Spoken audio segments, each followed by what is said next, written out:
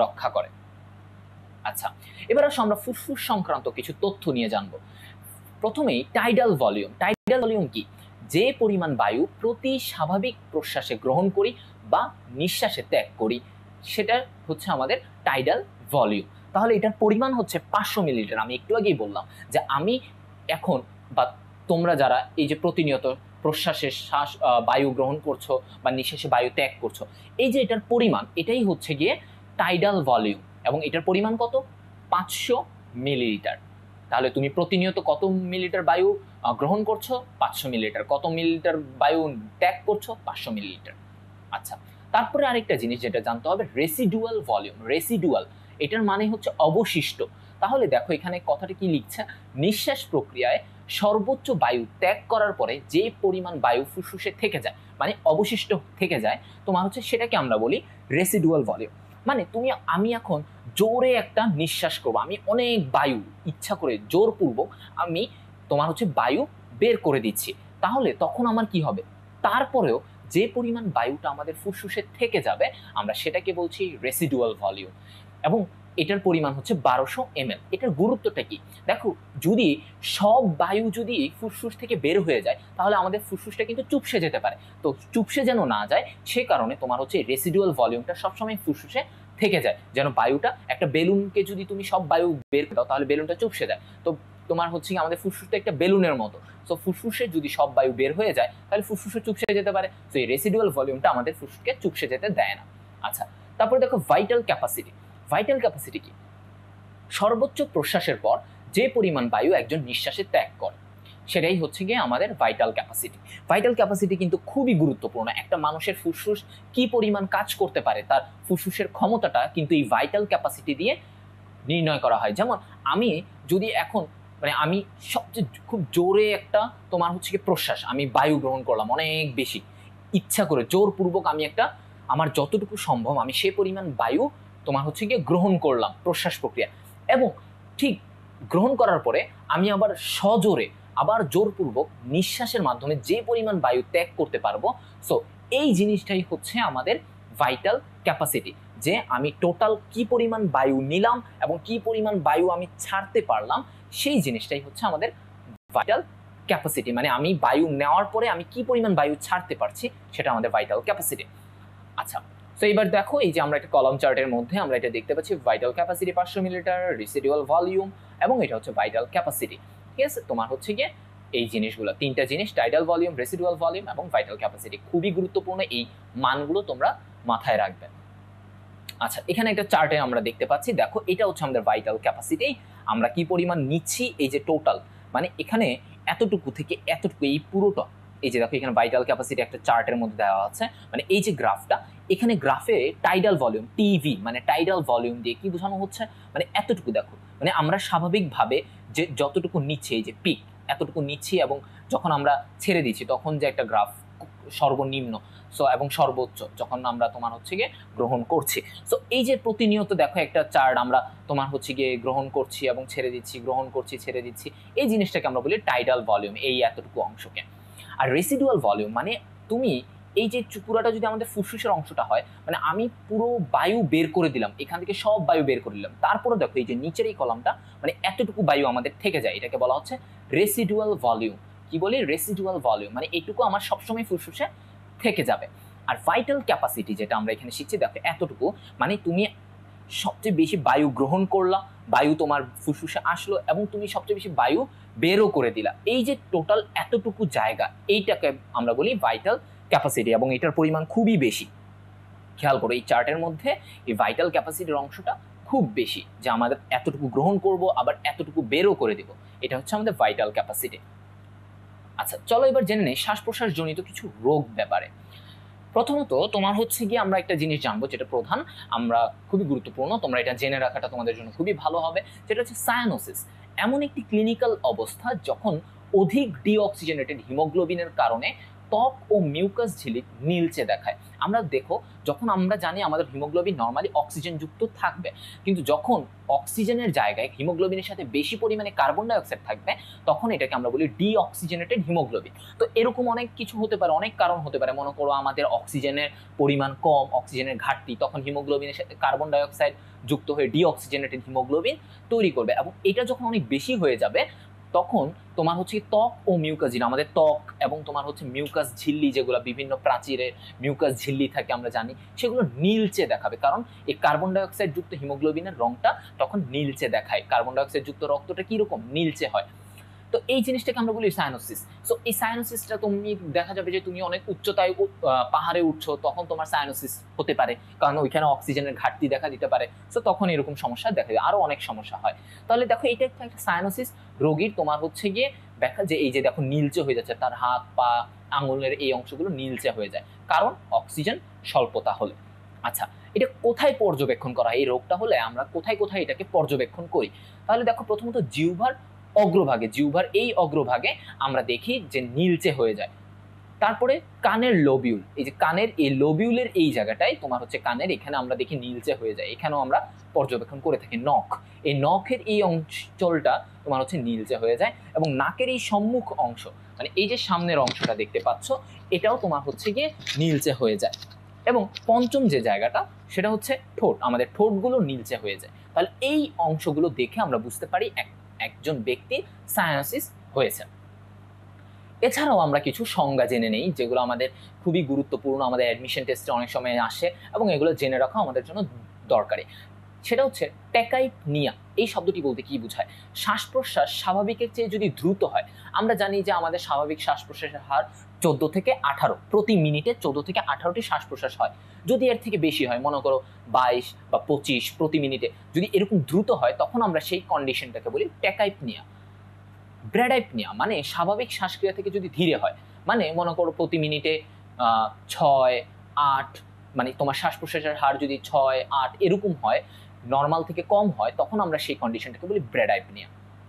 Anoxia, এটা একটা condition. Anoxia, এই জিয়া এই ওয়ার্ডটা আসছে অক্সিজেন এটার থেকে, আর অ্যানো মানে অনুপস্থিত, মানে নাই, ঠিক আছে? সো অক্সিজেনের সম্পূর্ণ অনুপস্থিতিকে আমরা অ্যানোক্সিয়া বলি, মানে অক্সিজেন খুবই কম, মানে একদম নাই বললেই যেটাকে আমরা বুঝতেছি।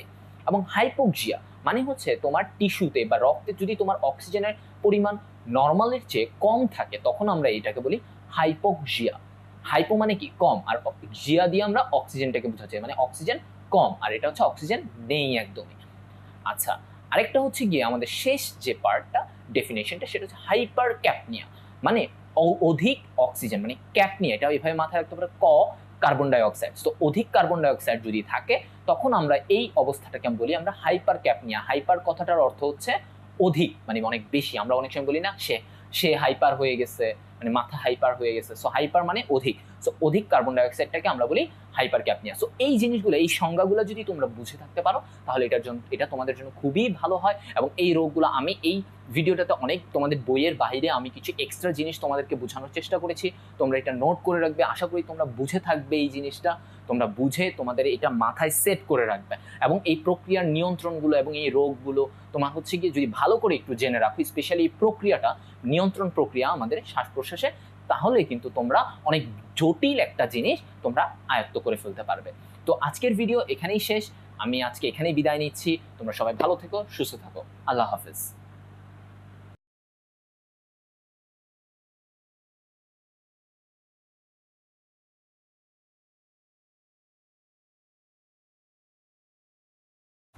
হ্যালো শিক্ষার্থী বন্ধুরা, আসসালামু আলাইকুম। আবারও চলে এসেছি তোমাদের সাথে আলোচনা করতে বায়োলজি সেকেন্ড পেপারের 5ম অধ্যায় শ্বসন ও শ্বাসক্রিয়া নিয়ে। আজকে আমি আছি তোমাদের সাথে মেহেদি ইসলাম হৃদয়, ঢাকা মেডিকেল কলেজ, ও আমাকে সহযোগিতা করেছে ফারিয়া তাহসিন সাবা। তাহলে চলো আজকে আমরা যে বিষয়গুলোটা নিয়ে জানবো, সেটা হলো তোমার শ্বাসক্রিয়া বা শ্বসন সংক্রান্ত আমাদের যে রোগগুলো, যেগুলো প্রতিনিয়ত আমাদের শ্বসনতন্ত্রকে তোমার ক্ষতিগ্রস্ত করছে। প্রথমত আমাদের আজকের যে টাইটেলটা, সেটা হলো শ্বাসনালীর সংক্রমণ। তাহলে দেখো, শ্বাসনালীর সংক্রমণটা প্রধানত দুভাবে হতে পারে। একটা হচ্ছে ঊর্ধ্ব শ্বাসনালী, আরেকটা হলো নিম্ন শ্বাসনালী। তাহলে আগে আমরা এটা জেনে নিই ঊর্ধ্ব শ্বাসনালীটা কোন অংশ থেকে কতটুকু পর্যন্ত বিস্তৃত? নাক থেকে শ্বাসনালী পর্যন্ত, মানে শ্বাসনালীর আগ পর্যন্ত, শ্বাসনালী এখানে ইনক্লুডেড না, শ্বাসনালীর আগ পর্যন্ত এইটুকু অংশকে আমরা বলছি ঊর্ধ্ব শ্বাসনালী। তাহলে দেখো এখানে অংশটা কি কি অংশ এখানে আছে, এই যে নাসা গহ্বর, গলবিল, তারপর হচ্ছে ষড়যন্ত্র, ষড়যন্ত্রের পর থেকেই কিন্তু আমাদের শ্বাসনালী শুরু। তাহলে এই ষড়যন্ত্র পর্যন্ত, এইটুকু পর্যন্ত, ষড়যন্ত্রের শেষ পর্যন্ত আমাদের হচ্ছে এইটুকু ঊর্ধ্ব শ্বাসনালী। নিম্ন শ্বাসনালী দেখো, এটা হলো শ্বাসনালী থেকে ফুসফুস পর্যন্ত, মানে এই যে শ্বাসনালী এখান থেকে শুরু করে এই যে ফুসফুস পর্যন্ত। তাহলে দেখো ট্রাকিয়া, ব্রঙ্কাস, ফুসফুস, এই অংশগুলো হচ্ছে আমাদের নিম্ন শ্বাসনালীর অন্তর্ভুক্ত। তাহলে এবার আমরা আজকে যেটা আমরা পড়বো সেটা হলো ঊর্ধ্ব শ্বাসনালীর সংক্রমণ কি কি হতে পারে। তাহলে এটা হচ্ছে দুটো সংক্রমণ হতে পারে, দুটো রোগ নিয়ে আমরা আজকে পড়বো। সেটা হলো ফার্স্ট অফ অল সাইনোসাইটিস, এবং সেকেন্ডলি আমরা যেটা পড়বো সেটা হলো ওটিটিস মিডিয়া। তাহলে প্রথমত আসো আমরা জেনে নিই সাইনোসাইটিস রোগটা নিয়ে। তাহলে এই রোগটা নিয়ে জানার আগে আমাদের যেটা জানতে হবে, সাইনাস বলতে আমরা কি বুঝি। সাইনাস হলো অস্থির অভ্যন্তরে বায়ুপূর্ণ একটা গহ্বর, ঠিক আছে? আচ্ছা, এদেরকে প্যারানেজাল সাইনাসও বলা হয়। কেন প্যারানেজাল বলা হচ্ছে এদেরকে? কারণ আমরা বলেছি যে তোমার হচ্ছে যে এই সাইনাসগুলো সাধারণত আমাদের নাকের আশেপাশে অবস্থান করে। এই কারণে নাকের এখান থেকে, নোজ থেকে ন্যাজাল ওয়ার্ডটি এসেছে, এবং প্যারা মানে সংলগ্ন, মানে কাছাকাছি। সো তোমার হচ্ছে গিয়ে নাকের কাছাকাছি এই সাইনাসগুলো থাকার কারণে এদেরকে আমরা বলছি প্যারানেজাল সাইনাস। কয়টি থাকে? 4 জোড়া থাকে। তার মানে ডান পাশে 4টি এবং বাম পাশে 4টি, এভাবে করে টোটাল 4 জোড়া রয়েছে। এখন 4 জোড়ায় কি কি এগুলো আমরা দেখে নিই। তাহলে তোমার হচ্ছে প্রতি পাশে একটি করে, এভাবে করে তোমার হচ্ছে 4 জোড়া থাকে। তাহলে ম্যাক্সিলারি সাইনাস এটা কোথায় অবস্থিত? আমাদের গালে অবস্থিত। এখানে ছবিটাতে দেখো এই যে গোলাপি রঙের এই অংশটা, এটা হচ্ছে তোমার ম্যাক্সিলারি সাইনাস, এটা আমাদের গালের এই অংশটাতে অবস্থিত। ফ্রন্টাল সাইনাস, ফ্রন্টাল সাইনাসটা কোথায় অবস্থিত? এটা হচ্ছে ফ্রন্টাল অস্থি, মানে আমাদের কপালের যে অস্থিটা সামনে থাকে। ফ্রন্ট কথাটার অর্থ সামনে। তাহলে এই যে সামনের যে অস্থিটা, এখানে যে সাইনাস, এই যে নীল কালার অংশ দেখো, এখানে একটা, এখানে একটা, এইটাকে বলা হয় তোমার হচ্ছে ফ্রন্টাল সাইনাস। আচ্ছা, তারপরে দেখো এথময়েড সাইনাস, দু চোখের মাঝখানে অবস্থিত। এথময়েড সাইনাসটা আসলে এই যে এখানে এই পাশ থেকে, সাইড থেকে যদি আমি দেখাই, তাহলে দেখো এটা ঠিক নাকের মানে তোমার হচ্ছে কপালের পিছনে আমাদের একটা অস্থি থাকে, যেটাকে বলা হয় এথময়েড অস্থি। এই এথময়েড অস্থির ভিতরে এরকম তোমার হচ্ছে গিয়ে গহ্বর থাকে, যাকে বলা হয় এথময়েড সাইনাস। তাহলে এটা দুই পাশেই থাকে, ডান পাশেও থাকে, বাম পাশেও থাকে। এখানে ছবিটাতে দেখো এটা তোমার হচ্ছে কি, যদি ওর ডান পাশ হয়, এটা হচ্ছে ওর বাম পাশ। তাহলে এখানে তোমার হচ্ছে কি এথময়েড সাইনাসটা থাকে। আর স্ফেনয়েড সাইনাসটা তোমার হচ্ছে কি এথময়েড অস্থির পেছনে থাকে। তাহলে তোমার হচ্ছে এথময়েড অস্থির পেছনে, মানে এথময়েড সাইনাসটা এদিকে যদি থাকে, তাহলে তোমার হচ্ছে তার ঠিক পিছনে, এখানে দেখো এটা সামনের দিক থেকে একটু দেখানো হচ্ছে, কিন্তু আসলে এটা একটু থাকে একটু পেছনের দিকে। এই যে ঠিক এই বরাবর, এখানে দেখো এই কালারটা দিয়ে, একটু হলুদ কালারটা দিয়ে এটা দেখানো হচ্ছে, এটা হচ্ছে আমাদের স্ফেনয়েড সাইনাস। তাহলে স্ফেনয়েড অস্থি দুই পাশে দুইটা থাকে, তাহলে স্ফেনয়েড সাইনাসও আমার দুই পাশে দুইটা থাকবে, এভাবে করে এক জোড়া থাকে। তাহলে এদের প্রত্যেকটি সাইনাসই আমাদের এক জোড়া করে থাকছে। এদের গুরুত্বটা কি? তাহলে দেখো, প্রথমত করটিকাকে হালকা রাখে।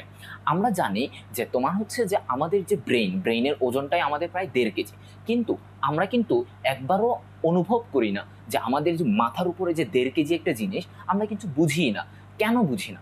কারণ আমাদের এই যে সাইনাসগুলো কি দ্বারা পূর্ণ থাকে? দেখো, বায়ু পূর্ণ। তাহলে বায়ু দ্বারা যখন পূর্ণ থাকে, তখন তোমার হচ্ছে গিয়ে এই যে করটিকাটা, মানে আমাদের যে খুলিটা অনেক হালকা হয়ে যায়। কারণ আমরা জানি কোনো একটা জিনিস যদি ফাঁপা থাকে, যেমন তোমরা জানো যে পাখি কেন উড়তে পারে? কারণ পাখির অস্থিগুলোর ভিতরে তোমার হচ্ছে বায়ু থাকে, এই কারণে ওরা ফাঁপা থাকে, ওরা একটু হালকা হয়ে যায়, পাখির বডিটা বা দেহটা হালকা হয়ে যায়। কিন্তু সেম ভাবে তোমার হচ্ছে আমাদের এই খুলিটাও হালকা হয়ে যায়, যার কারণে আমরা বুঝি না আমাদের মাথায় যে 1.5 কেজি ওজনের একটা জিনিস আছে। তাহলে এর পিছনে অবদানকার সাইনাসের। এবং ওরা কি করে? তোমার হচ্ছে মিউকাস ক্ষরণ করে, যা নাককে সিক্ত রাখে। তাহলে মিউকাস ক্ষরণ করে, মিউকাস জানো আমরা হচ্ছে পিচ্ছিল পদার্থ, যেটা আমাদের নাকে এখানে তোমার সিক্ত রাখে, নাকটাকে সবসময়। আচ্ছা, তাহলে এই হলো আমাদের সাইনাসের প্রকারভেদ এবং ওর কাজ। এবার আসো আমরা জানি রোগটা নিয়ে, সাইনোসাইটিস। রোগটাকে কি বলা হয়? সাইনাসের যে প্রদাহ হয় তাকে সাইনোসাইটিস বলে। আচ্ছা, তার মানে প্রদাহ কি? প্রদাহ কখন হয়? যখন একটা কোনো সংক্রমণ হয়, যখন ওই জায়গাটাতে সংক্রমণ হয়ে তারপর এখানে প্রদাহ হতে পারে। তাহলে প্রদাহ হলে এখানে কি কি হতে পারে? প্রদাহের লক্ষণ কি কি? এটা লাল হয়ে যাবে। চলো আমরা একটু এটা নিয়ে একটু জেনে আসি।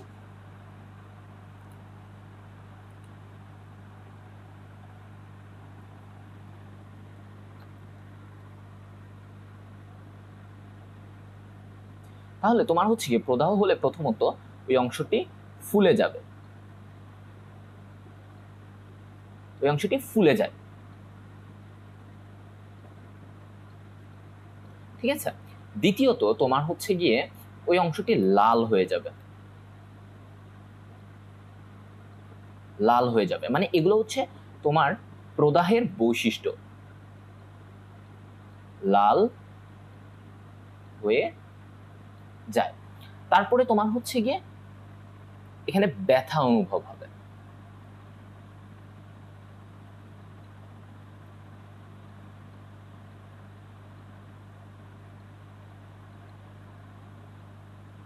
এখানে ব্যথা অনুভব হয়।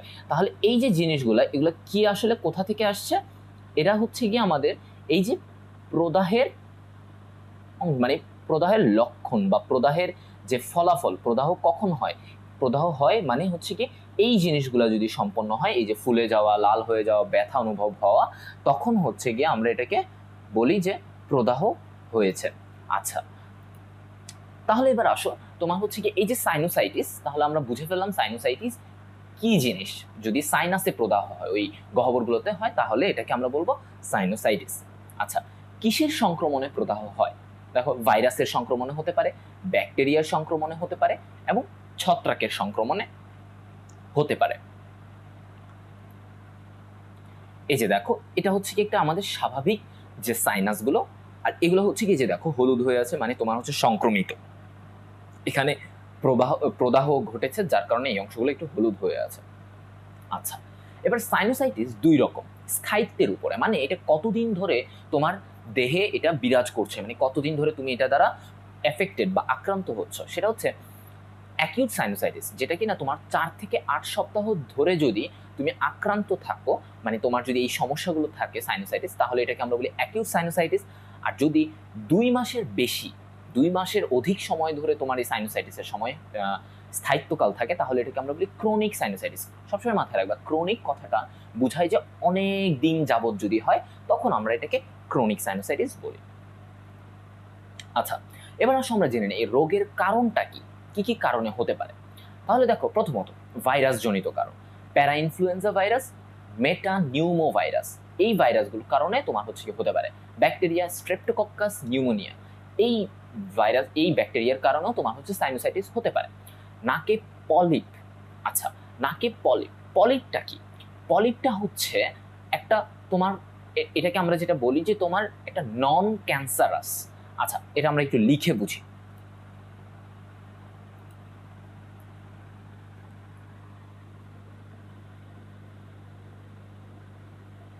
এই পলিপটা কি, তাই না? পলিপ হচ্ছে একটা মাংসপিণ্ড,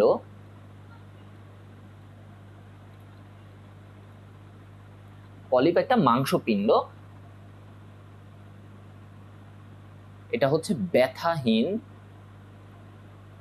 এটা কোনো ব্যথা দিবে না তোমাকে, তোমার কোনো ব্যথায় অনুভব হবে না খুব একটা, এবং তোমার এটা প্রশ্বাসে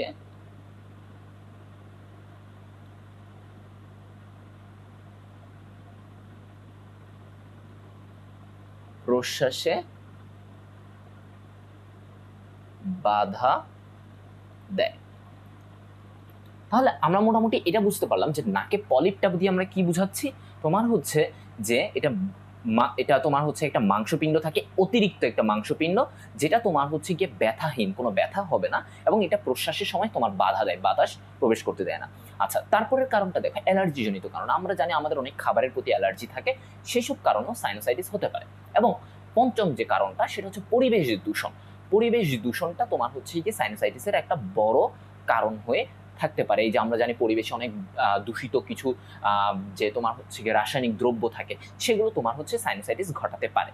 তাহলে আমাদের যে বইগুলোতে, পাঠ্য বইগুলোতে তুমি দেখবা এই কারণগুলো অনেক বড় করে দেওয়া, এবং তোমার হচ্ছে খুব ঝামেলা লাগে, মনে হয় যে এত কঠিন পড়বই না। বাট এটাকে কিন্তু তুমি যদি একটু ছোট করে, সহজ করে যদি মাথায় রাখো, ছোট ছোট পয়েন্ট করে, তাহলে কিন্তু তোমার জন্য এটা পড়তে খুব একটা কঠিন হবে না।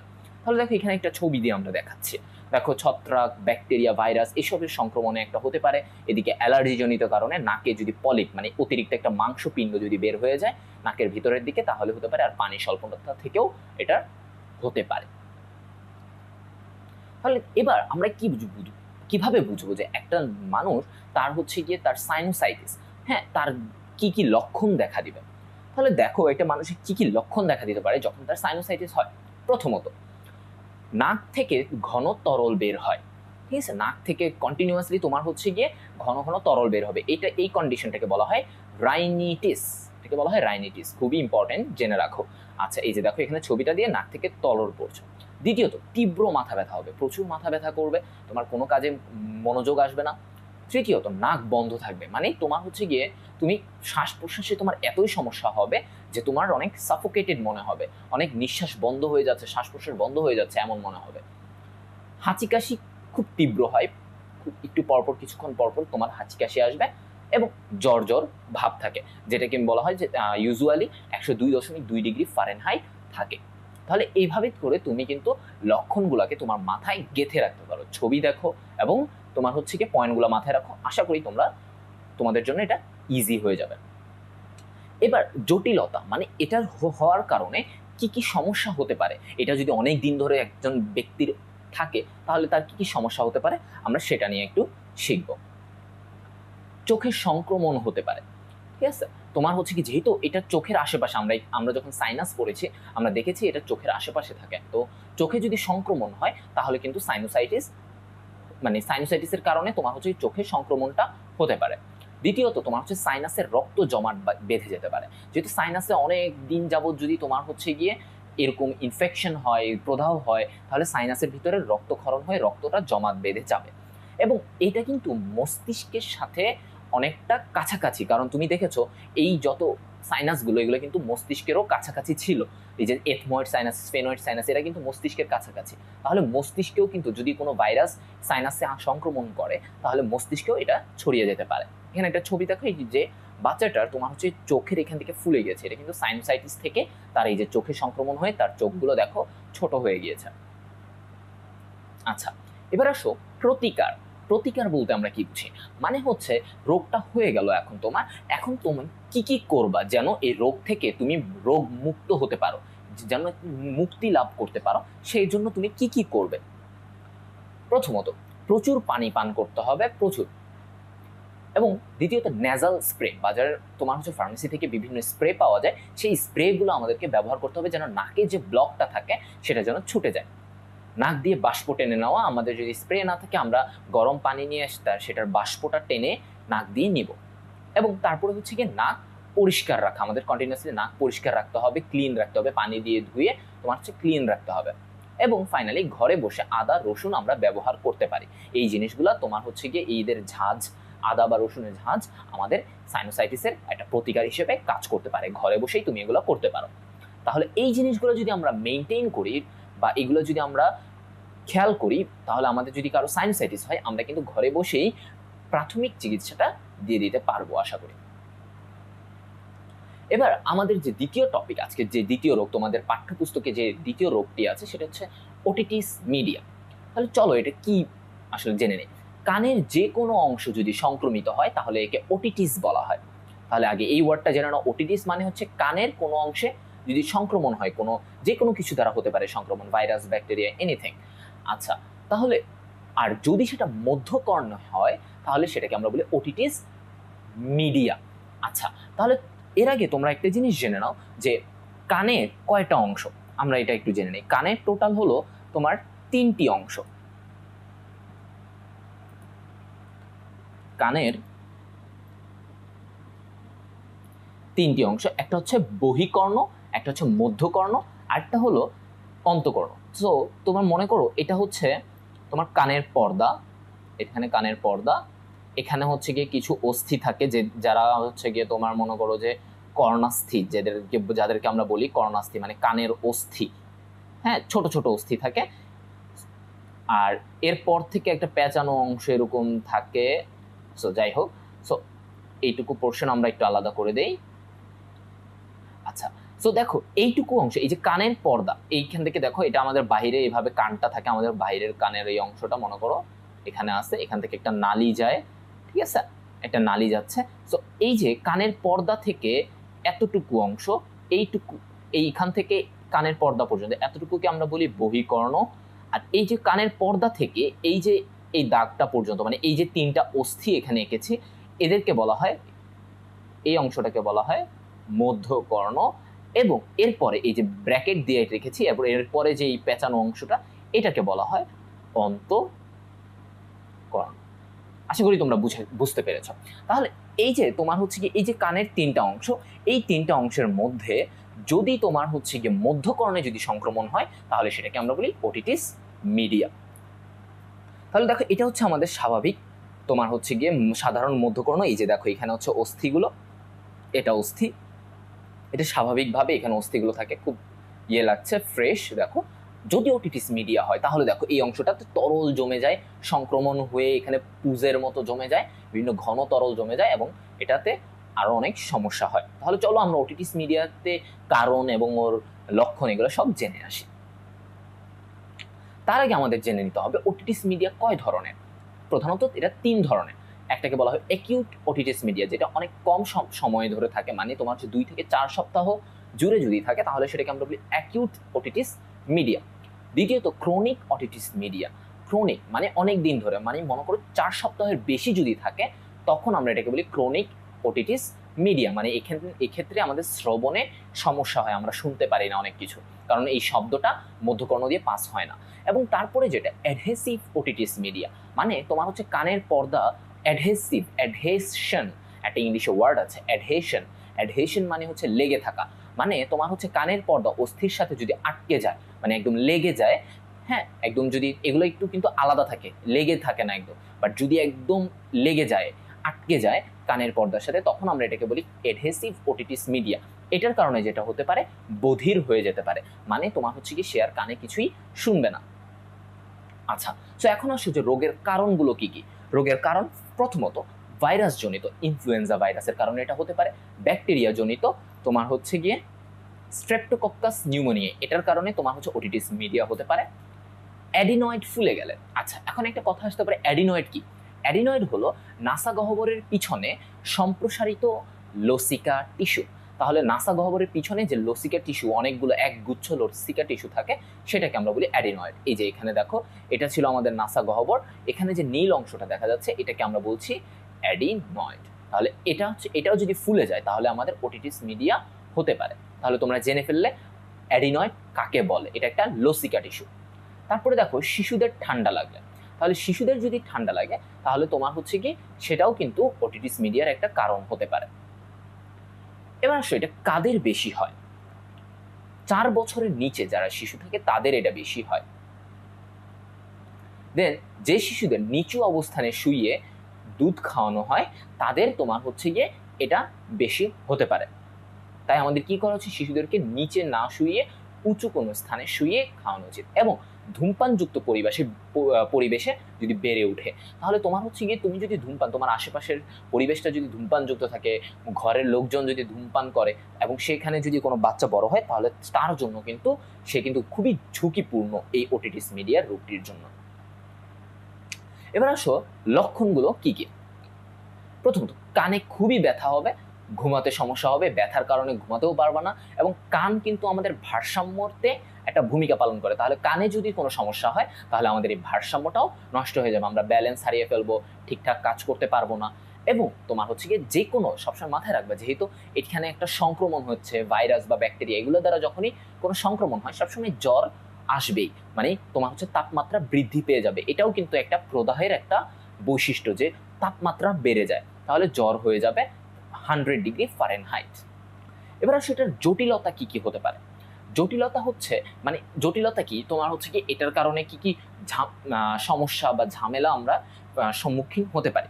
তাহলে প্রথমত কানে কম শুনবে, যেহেতু তোমার কানে সমস্যা, তুমি কানে ঠিকভাবে শুনতে পারবে না। এবং যখন অনেক বেশি দিন ধরে ক্রনিক ওটিটিস মিডিয়ার ক্ষেত্রে যেটা হয়, পর্দা ছিঁড়ে যেতে পারে, মানে তোমার পর্দাটা ছিঁড়ে গিয়ে এটা আর কোনো কাজই করবে না এবং তোমার যে শব্দ যে পরিবহনটা, বহিকর্ণ, মধ্যকর্ণ, অন্তকর্ণ, এইভাবে পরিবহনটা ব্যাঘাত ঘটতে পারে।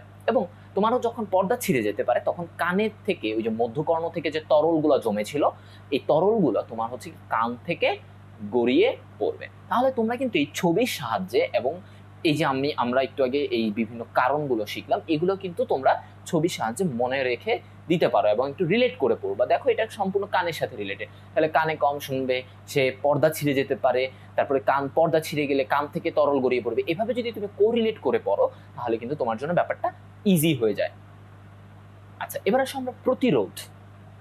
এবার আসো প্রতিরোধ বলতে কি বুঝি, মানে একটা রোগ, মানে তোমার হওয়ার আগে তুমি কি কি স্টেপ নিবা বা তোমার কি কি করা উচিত যেগুলো তোমাকে রোগটা থেকে রক্ষা করবে। হ্যাঁ, যেমন আমাদের করোনার এখন একটা সমস্যা, তো করোনার জন্য আমাদের কি করা উচিত, করোনা যেন আমাদের না হয় আমাদের মাস্ক পরা উচিত, হাত ধৌত করা উচিত, এগুলো করা উচিত। তো এই জিনিসগুলো হচ্ছে প্রতিরোধ। রোগ আসার আগে কি করবা এটা প্রতিরোধ, আর রোগ হয়ে গেলে তখন কি করবা সেটাকে বলা হয় প্রতিকার। আচ্ছা চলো, প্রতিরোধ আমরা কিভাবে করতে পারি, আমরা শিশুর আশেপাশে ধূমপান না করা, ঠিক আছে, এটা আমাদের মাথায় রাখতে হবে। এবং বুকের দুধ খাওয়ানো, মা যেন তার 2 বছর, বাচ্চার 2 বছর বয়স পর্যন্ত যেন বুকের দুধ খাওয়ায় সেদিকে লক্ষ্য রাখতে হবে। এবং গোসলে যেন কানে পানি না ঢুকে, গোসলের সময় যেন কানের ভিতরে তোমার হচ্ছে গিয়ে পানি না ঢুকে সেদিকেও খেয়াল রাখতে হবে। কারণ কানে পানি ঢুকে গেলে তোমার হচ্ছে গিয়ে এই পানিটা যদি মধ্যকর্ণে চলে যায় তখন পানিটা জমে ওইখানে ভাইরাস ব্যাকটেরিয়ার জন্ম নিয়ে সংক্রমণ হতে পারে। আর হলো যে কোনো অ্যালার্জিক বস্তু এড়িয়ে চলা। এবার আমরা প্রতিকার আমরা কি কি করতে পারি, যখন রোগটা হয়ে গেল আমরা কি কি করব, অ্যান্টিবায়োটিক গ্রহণ করব, যে ভাইরাস ব্যাকটেরিয়ার বিপরীতে কাজ করবে অ্যান্টিবায়োটিক। উষ্ণ মিনারেল ওয়েল কানে দিব, মানে কিছু মিনারেল তেল পাওয়া যায় যেগুলো কানে দিলে আমাদের জন্য ভালো হবে এবং তোমার হচ্ছে কি কানের ব্যথাটা একটু কমে যাবে। এবং তারপরে যদি কান দিয়ে পুজ বের হয়, যদি আরো খারাপ দিকে যেতে থাকে, তখন আমাদের নাক কান গলা বিশেষজ্ঞের পরামর্শ নিতেই হবে। তাহলে আমরা রোগগুলো নিয়ে মোটামুটি জেনে ফেললাম। এবার আসো আমরা জেনে নেই ধূমপান যারা করে, মানে ধূমপায়ী ও অধূমপায়ী মানুষের ফুসফুসের এক্স-রে তুলনা করলে আমরা কি কি পাবো। তাহলে দেখো, প্রথমত এক্স-রে ফিল্ম, একটা ধূমপায়ীর এক্স-রে ফিল্মে কি দেখবে, এরকম সাদাটে দেখা যায়। দেখো এরকম অনেক জায়গায় কিন্তু এই যে সাদাটে দেখাচ্ছে এই জায়গাগুলো, কারণ তার অনেক অ্যালভিওলাস ধ্বংস হয়ে গেছে। কিন্তু যে অধূমপায়ী ধূমপান করে না তার এটা কিন্তু কালো দেখাচ্ছে, দেখো পুরো অংশটা একদম কালো, তার কিন্তু ওইভাবে কোনো সাদা অংশ নেই, বাট ওটা দেখো কেমন কেমন জানি সাদাটে। আচ্ছা, তারপরটা হচ্ছে কি তার ফুসফুসে ধূমপায়ীর ফুসফুসে পানি জমা থাকতে পারে, আর ওদের পানি জমা থাকে না। এবং তোমার হচ্ছে অ্যালভিওলাই, ওদেরটা অস্বচ্ছ দেখায়, মানে তোমাদের হচ্ছে গিয়ে ওদের অ্যালভিওলাই গুলো স্বচ্ছ থাকে, অ্যালভিওলাই কিন্তু খুবই পাতলা এবং স্বচ্ছ থাকে, কিন্তু যারা অধূমপায়ী তাদেরটা ঠিকই স্বচ্ছ দেখা যায়। সিলিয়া, আমরা জানি সিলিয়া হচ্ছে গিয়ে তোমার থাকে ট্রাকিয়াতে সিলিয়া থাকে, শ্বাসনালীতে সিলিয়া থাকে। সিলিয়াগুলো কি করে, যে জীবাণুগুলো থাকে এই জীবাণুগুলোকে বের করে দেয় বায়ুর সাথে যদি কোনো জীবাণু প্রবেশ করে। কিন্তু ধূমপায়ীদের এই সিলিয়াগুলো অবশ হয়ে যায়, দেখো এগুলো পুরো মৃত, নিস্তেজ হয়ে গেছে, এগুলো অবশ হয়ে যায়। তাহলে তাদের যেহেতু সিলিয়া অবশ হয়ে গেছে, তাহলে তাদের কোনো জীবাণু প্রবেশ করলে সেটা বাধা দিতে পারবে না। বাট ওদেরটা দেখো কার্যকর থাকে, একদম ফ্রেশ। তাহলে তোমার হচ্ছে কি তাদের জীবাণু ঢুকলে সিলিয়াগুলো কার্যকর হয়ে ওই জীবাণুগুলোকে বের করে দিতে পারবে। তারপর হচ্ছে প্রাচীর, ওদের ফুসফুসের প্রাচীরটা তোমার হচ্ছে গিয়ে ধূমপায়ীর পাতলা হয়ে যায় এবং দুর্বল থাকে, বাট অধূমপায়ীর ফুসফুসের প্রাচীর পুরু থাকে ও সবল থাকে। এবং লাস্ট যে পয়েন্টটা সেটা হচ্ছে ক্যান্সার কোষ। এদের ফুসফুসের ভিতরে তোমার হচ্ছে ধূমপায়ীর ফুসফুসে ক্যান্সার কোষ দেখা যায়, বাট ওদের ভিতরে ক্যান্সার কোষ দেখা যায় না। তাহলে দেখো তোমার হচ্ছে তুমি যদি এই বৈশিষ্ট্যগুলো এইভাবে পয়েন্ট করে যদি পড়তে পারো, তাহলে কিন্তু তোমার ধূমপায়ী আর অধূমপায়ীর যে পার্থক্যটা তোমাদের বইয়ে অনেক বড় করে একটা প্যারাগ্রাফ মতো করে লিখেছে, বাট এটা যদি তুমি পয়েন্ট করে এভাবে 6টা পয়েন্ট আকারে যদি ভালো করে বুঝে রাখো, তাহলে কিন্তু তোমার আর এত বড় প্যাসেজটা পড়া লাগবে না। তো তোমরা এটা নোট করে নিয়ে তোমরা ভালোভাবে পড়ে ফেলতে পারো। এবার আসো আমরা জেনে নেই ধূমপান সম্পর্কিত কিছু রোগ তথ্য। প্রথমত এমফাইসেমা, মানে বিভিন্ন ক্ষতিকর রাসায়নিক পদার্থের কারণে ফুসফুসের অ্যালভিওলাই ধ্বংস হয়ে শ্বাস প্রশ্বাসে ব্যাঘাত ঘটায়, একে এমফাইসেমা বলে। মানে তোমার হচ্ছে গিয়ে বিভিন্ন রাসায়নিক পদার্থ যখন ফুসফুসে ঢুকে ফুসফুসের অ্যালভিওলাসগুলোকে ধ্বংস করে ফেলবে, তখন আমরা ওই রোগটাকে বলি এমফাইসেমা। সো দেখো এখানে একটা স্বাভাবিক অ্যালভিওলাই এরকম গোল গোল হয়ে দেখো, এগুলো হচ্ছে অ্যালভিওলাই, প্রত্যেকটা অ্যালভিওলাই। কিন্তু এই রাসায়নিক পদার্থ, ক্ষতিকর রাসায়নিক পদার্থগুলো ঢুকে আমার এই অ্যালভিওলাইগুলোকে একদম ধ্বংস করে ফেলছে, প্রাচীরগুলোকে ধ্বংস করে। দেখো এখন এই পুরো অ্যালভিওলার থলিটা পুরো একটা বড় থলি, এখানে কোনো অ্যালভিওলাস নাই, দেখছো প্রত্যেকটা প্রাচীর নষ্ট হয়ে গেছে। তাহলে এই রোগটাকে আমরা বলি এমফাইসেমা। তাহলে এটা কিন্তু ধূমপান সম্পর্কিত একটা রোগ। তারপর দেখো যেটা আমরা বলি ব্রঙ্কাইটিস। ব্রঙ্কাসের ভেতরের প্রাচীরে যদি প্রদাহ হয় তাহলে ব্রঙ্কাইটিস বলে। তাহলে ব্রঙ্কাসের ভেতর, আমরা জানি আমাদের দুইটা ব্রঙ্কাস, ডান ব্রঙ্কাস, বাম ব্রঙ্কাস, এগুলোতে যদি প্রদাহ হয় ভেতরের দিকে তাহলে ব্রঙ্কাইটিস হয়। তাহলে এখানে দেখো তোমার হচ্ছে কি একটা স্বাভাবিক ব্রঙ্কাস, ঠিক আছে, তোমার হচ্ছে কি এটা দেখো ওর যে ভিতরের যে ফাঁকা জায়গাটা, এই যে দেখো একটা ব্রঙ্কাস, এটা তো একটা নালীর মতো তাই না, একটা টিউব। সো ওর ভেতরের অংশটা দেখো কত ফ্রেশ এবং একটু বড় চওড়া। কিন্তু এই যে ব্রঙ্কাইটিস রোগ যার, তার দেখো ভিতরের অংশটা খুবই ছোট, দেখছো এই অংশটা কমে গেছে। কেন? কারণ তার ভেতরের প্রাচীরটা ফুলে, কারণ আমরা কিন্তু তখন পড়েছি যে প্রদাহ হলে কি হবে, ফুলে যাবে, লাল হয়ে যাবে, তোমার হচ্ছে গিয়ে ওইখানে তাপমাত্রা বেড়ে যাবে এবং ব্যথা অনুভব হবে। তাহলে তোমার হচ্ছে গিয়ে এই যে এই অংশটা ফুলে গিয়ে এটার কিন্তু ভেতরের যে ফাঁকা অংশটা, পাইপের যে লুমেন বলা হয় যেটাকে, এই যে ফাঁকা অংশটা, এটা কিন্তু কমে গেছে। তাহলে বায়ু কিন্তু এদিক দিয়ে কম প্রবেশ করবে। আচ্ছা, এটা থেকে আমরা কিভাবে পরিত্রাণ পেতে পারি? অধিক পানি গ্রহণ করতে হবে এবং অ্যালকোহল বর্জন যদি আমরা করতে পারি তাহলে আমরা দ্রুত সুস্থতা কামনা করতেই পারি। এবার আসো যে মুখ হতে তোমার মুখে কৃত্রিম শ্বাস প্রশ্বাস, এই বিষয়টি, এটা আমাদের আজকে লাস্ট টপিক। এবং এখানে তোমার হচ্ছে গিয়ে এটা কখন লাগবে, মনে করো কেউ একজন ডুবে গেল, সে তোমার হচ্ছে গিয়ে ডুবে তার শ্বাস প্রশ্বাস বন্ধ হয়ে গেছে, কিন্তু তুমি বুঝতে পারছো তাকে এখনো তার শ্বাস প্রশ্বাস যদি তুমি দিতে পারো তাহলে তাকে বাঁচানো সম্ভব, কিন্তু আশেপাশে কোনো ক্লিনিক নেই বা নিতে অনেক সময় লাগবে, তুমি অ্যাম্বুলেন্স ডেকে নেবে। আচ্ছা, তোমার হচ্ছে গিয়ে অ্যাম্বুলেন্স ডেকে নেওয়ার পরেও কিন্তু অ্যাম্বুলেন্স আসতে কিন্তু কিছুটা সময় নেবে, বাট ততক্ষণে তোমার কি দায়িত্ব হতে পারে, তুমি কিভাবে তাকে মুখ থেকে মুখে কৃত্রিম শ্বাস প্রশ্বাস দিতে পারবে। প্রথমত মুখ গলায় কিছু থাকলে তার মুখটা তোমার হচ্ছে গিয়ে মুখ থেকে বা মুখে বা গলায় যদি কিছু থাকে বের করে নিবে। অনেক কিছুই থাকতে পারে, গলায় আটকে যেতে পারে, সেগুলো তোমার, বা মুখে কোনো একটা কিছু পাতা বা কিছু থাকতে পারে, সেগুলো বের করে নিবে। তারপর শক্ত একটা খাট বা শক্ত কিছুর উপরে বা টেবিলে এগুলোর উপরে শুইয়ে রাখতে হবে এবং আস্তে আস্তে তোমাকে মুখে দিয়ে ফু দিতে হবে যেন বুক সামান্য ফুলে ওঠে। এবার তুমি তোমার মুখটাকে ওই ব্যক্তির যে ডুবন্ত, যে যাকে তুমি শ্বাস প্রশ্বাস দিবে, তার এখানে মুখ রেখে তুমি ফু দিবে এবং দেখবে তার বুকটা সামান্য ফুলে উঠছে কিনা। দুইবার প্রশ্বাসের পর, দুইবার এভাবে দেওয়ার পর তার নাড়ি চেপে দেখবে, তার হাতে তোমার হচ্ছে গিয়ে পালস বা বাংলায় আমরা বলি নাড়ি, এটা চেপে দেখবে এটাকে কোনো বিট করছে কিনা, এখানে কোনো একটা তুমি আপস অ্যান্ড ডাউনস পাচ্ছ কিনা, এইখানে কোনো একটা বিট পাওয়া যায় সেটা দেখবে, ও বুকের মাঝে মালিশ করতে থাকবে। তারপরে ফাইনালি এটাই করতে থাকবে তুমি বারবার, প্রতিবার তুমি তার প্রশ্বাস এভাবে দিবে, ফু দিয়ে তার মুখ বরাবর ফু দিবে এবং নাড়ি দেখবে এবং বুকের মাঝে মালিশ করতে থাকবে। এবং এটা কতক্ষণ চলবে? যতক্ষণ না পর্যন্ত তুমি তার নারীর যে স্পন্দনটা হাতে সেটা না পাও বা তার মৃত্যু নিশ্চিত না হওয়া পর্যন্ত এটা চালাতে থাকবে। কারণ তুমি বলতে পারো না যে তার কখন সে কি মৃত্যু, তার অবস্থা কি খুবই বেশি করুণ নাকি তাকে এখনো বাঁচানো সম্ভব। তো তুমি এটা চালিয়ে যেতে থাকবে যতক্ষণ না পর্যন্ত তার মৃত্যু নিশ্চিত না হচ্ছে। যদি মৃত্যু নিশ্চিত হয়ে যায় তাহলে তুমি তো বন্ধ করেই দিবে, আর ততক্ষণ না পর্যন্ত তুমি কিন্তু এটা চালিয়ে যেতে থাকবে। এবং একটা পর্যায়ে দেখবে তার আস্তে আস্তে তার ফুসফুসটা কাজ করা শুরু করছে, তখন বুঝবে যে সে নিজে নিজে শ্বাস প্রশ্বাস নিতে পারছে। তাহলে এই হচ্ছে গিয়ে স্টেপ, এই যে তোমার হচ্ছে গিয়ে ফু দিতে হবে। আর যদি তোমার সাথে আরেকজন থাকে তাহলে তুমি একা যদি না থাকো, আরেকজন থাকলে তাকে বলবে বুকে মালিশ করে দিতে আর তুমি এদিকে ফু দিতে থাকবে। এভাবে করে এই স্টেপগুলো তোমরা দেখে নিতে পারো। এবার আমরা আসলে যে এই যে চ্যাপ্টারটা আমাদের, এটা লাস্ট ভিডিও, সো লাস্টে এই চ্যাপ্টারের জন্য সৃজনশীলের জন্য কিছু গুরুত্বপূর্ণ টপিক। তাহলে কি কি আমাদের সৃজনশীলের জন্য আমাদের যেই বিষয়গুলো একটু জানতে হবে, যেটার উপর একটু বেশি চোখ বুলাতে হবে, সেটা হচ্ছে শ্বাস প্রশ্বাস প্রক্রিয়া ও নিয়ন্ত্রণ। খুবই গুরুত্বপূর্ণ এই অংশটা। এবং গ্যাসীয় পরিবহন, অক্সিজেন কার্বন ডাইঅক্সাইড কিভাবে পরিবাহিত হয় সেটা জানতে হবে। এবং সাইনোসাইটিস রোগটা নিয়ে আমাদের একটু বিস্তারিত জানতে হবে। রোগগুলোর মধ্যে আমি বলছি না যে তোমরা এগুলোই খালি পড়বে, আমি বলছি এগুলো গুরুত্বপূর্ণ, কিন্তু তোমরা পুরো চ্যাপ্টারটাই ভালো করে পড়বে। এই চ্যাপ্টারের সবগুলো ভিডিও যদি তুমি ভালো করে দেখো তাহলে আশা করি তোমার আর কোনো সমস্যাই হবে না। তাহলে তারপরে তুমি এই টপিকগুলোর উপরে একটা আলাদা জোর দিবে। তাহলে চলো এবার আমরা জেনে নেই এই চ্যাপ্টারের উপরে কিছু গুরুত্বপূর্ণ তথ্য যেগুলো আমাদের এমসিকিউতে কাজে লাগতে পারে। চলো একটু রিভাইজ দিয়ে আসা যাক।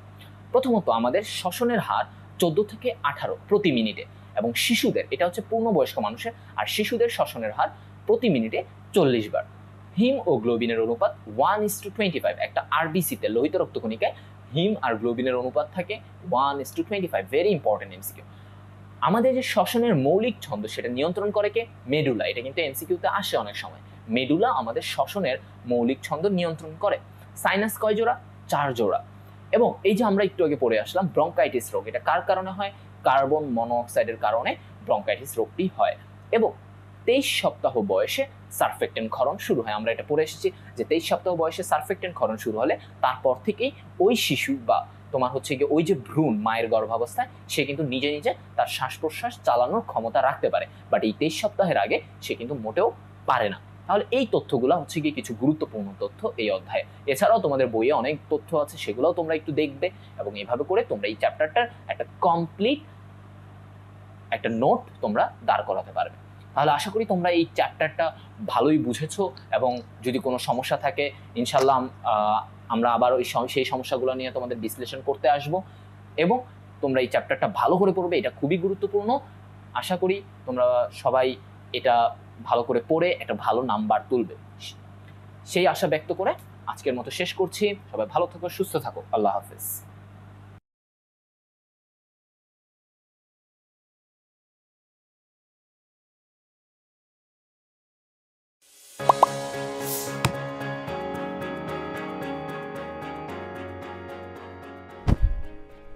সাইনোসাইটিস হচ্ছে মস্তিষ্কের যেই হাড়গুলো, এই হাড়ের সাইনাসের একটা সমস্যা।